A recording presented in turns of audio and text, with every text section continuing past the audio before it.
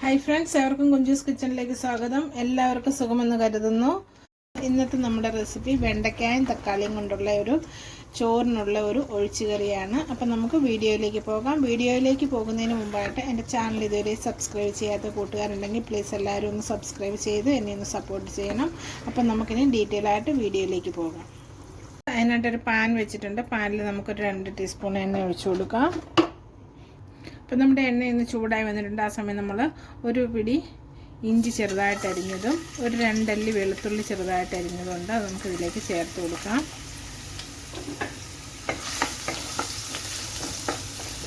ആ കൂട്ടത്തിൽ ഞാനിവിടെ ഒരു സവോള എടുത്തിട്ടുണ്ട്, അതുകൂടി നമുക്കിതിലേക്ക് ഇട്ട് കൊടുക്കാം. പിന്നൊരു 3 പച്ചമുളക് എടുത്തിട്ടുണ്ട്, ചെറുതായിട്ട് കീറി, അതും കൂടി ഇതിലേക്ക് ചേർത്ത് നമുക്ക് കുറച്ച് ഉപ്പ് കൂടി ഇട്ട് കൊടുക്കാം. ഒരു 1/4 ടീസ്പൂൺ ഉപ്പ് കൂടി ചേർത്ത് നമ്മുടെ ഈ സവാളയൊക്കെ ഒന്ന് വഴന്ന് വരുന്നത് വരെ നമുക്കൊന്ന് ഇളക്കി കൊടുക്കാം. അപ്പം നമ്മുടെ സവാളയൊക്കെ ഒന്ന് വാടി വന്നിട്ടുണ്ട്. ഈ സമയം നമ്മളിതിലേക്ക് ഒരു 2 കറിവേപ്പില കൂടി ചേർത്ത് കൊടുത്തു. അപ്പം നമ്മുടെ സവാളയൊക്കെ ഒന്ന് വാടി വന്നിട്ടുണ്ട്. ആ സമയം നമ്മൾ അരിഞ്ഞു വെച്ചിരിക്കുന്ന വെണ്ടയ്ക്കയാണ്. വെണ്ടയ്ക്ക നമ്മളിങ്ങനെ ഈ കനത്തിലാണ് അരിഞ്ഞെടുത്തിരിക്കുന്നത്. നമുക്കിത് ഇതിലേക്ക് ചേർത്ത് കൊടുക്കാം. ഇനി നമ്മുടെ വെണ്ടയ്ക്കയിലെ ആ വെള്ളമൊക്കെ ഒന്ന് പറ്റുന്നിടം വരെ നമുക്കൊന്ന് ഇളക്കി കൊടുക്കാം. അപ്പം നമ്മുടെ വെണ്ടയ്ക്ക ഒന്ന് വാടി വന്നിട്ടുണ്ട്, പകുതി വേവൊക്കെ ആയിട്ടുണ്ട്. ഈ സമയം നമ്മളിതിലേക്ക് പൊടികളാണ് ചേർത്ത് കൊടുക്കുന്നത്. അപ്പോൾ ഒരു 1/4 ടീസ്പൂണ് മഞ്ഞൾപ്പൊടിയാണ് നമ്മൾ ആദ്യം ചേർത്ത് കൊടുക്കുന്നത്. അതുപോലെ തന്നെ ഒരു 3/4 ടീസ്പൂണ് മുളക് പൊടി, ഒരു 1/2 ടീസ്പൂണ് മല്ലിപ്പൊടി, 1 ടീസ്പൂണ് ഇറച്ചി മസാല, ഒരു 1/4 ടീസ്പൂണ് ഗരം മസാല. ഇനി ഇവയുടെ എല്ലാം പച്ചമണം മാറുന്നത് വരെ നമുക്കൊന്ന് ഇളക്കി കൊടുക്കാം.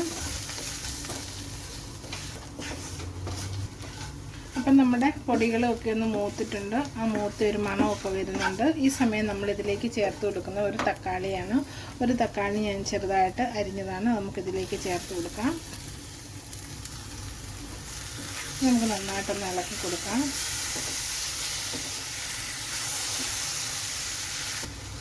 അപ്പം നമ്മുടെ തക്കാളിയും വെണ്ടയ്ക്കായും മസാലയൊക്കെ ആയിട്ടൊന്ന് മിക്സായി വന്നിട്ടുണ്ട്. ആ സമയത്ത് നമുക്കിനി ഇതിലേക്ക് ആവശ്യത്തിനുള്ള വെള്ളമാണ് നമുക്ക് ചേർത്ത് കൊടുക്കേണ്ടത്. ഞാനിവിടെ ചൂടുവെള്ളമാണ് ചേർത്ത് കൊടുക്കുന്നത്.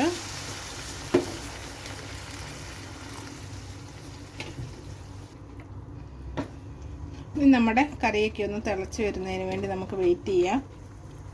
അപ്പോൾ ഇനി നമുക്ക് നമ്മുടെ കറിയുടെ ഉപ്പൊക്കെ ഒന്ന് നോക്കാം.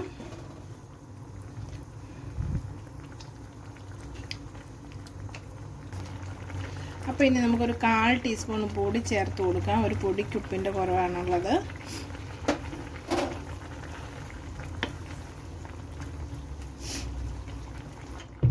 അപ്പോൾ ഇനി നമുക്കിതൊന്ന് അടച്ചു വെച്ച് ഒരു 5 മിനിറ്റ് വേവിക്കാം. അപ്പോൾ ഇപ്പോൾ ഒരു 5 മിനിറ്റ് ആയിട്ടുണ്ട്. നമ്മൾ കറിയിൽ എല്ലാം തിളച്ചിട്ടുണ്ട്. നമ്മുടെ കറി ഏകദേശമൊക്കെ ഒന്നായിട്ടുണ്ട്. നമ്മുടെ വെണ്ടയ്ക്കയൊക്കെ വേണ്ട വെന്ത് വന്നിട്ടുണ്ട്.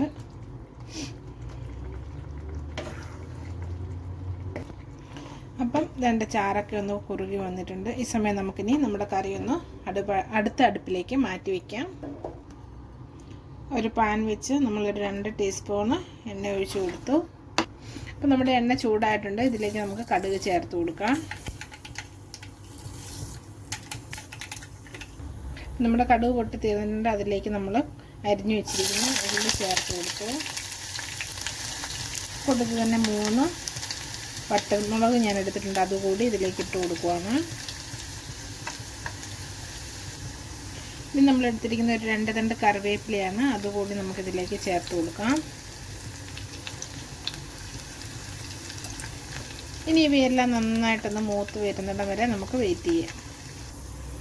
അപ്പോൾ നമ്മൾ കടുക് താളിച്ചതെല്ലാം നന്നായിട്ട് മൂത്ത് വന്നിട്ടുണ്ട്. നമുക്കിനി നമ്മുടെ കറിയിലേക്ക് ഇത് ചേർത്ത് കൊടുക്കാം. നമുക്കിനി നന്നായിട്ടൊന്ന് ഇളക്കി കൊടുക്കാം.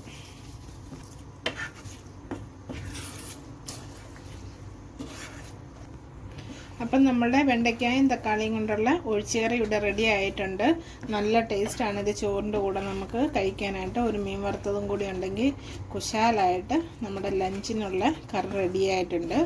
അപ്പം നിങ്ങളെല്ലാവരും ഇതൊക്കെ ഒന്ന് ട്രൈ ചെയ്യണം. നിങ്ങളുടെ അഭിപ്രായങ്ങളൊക്കെ ഒന്ന് കമൻറ്റ് ബോക്സിൽ മെൻഷൻ ചെയ്യണം.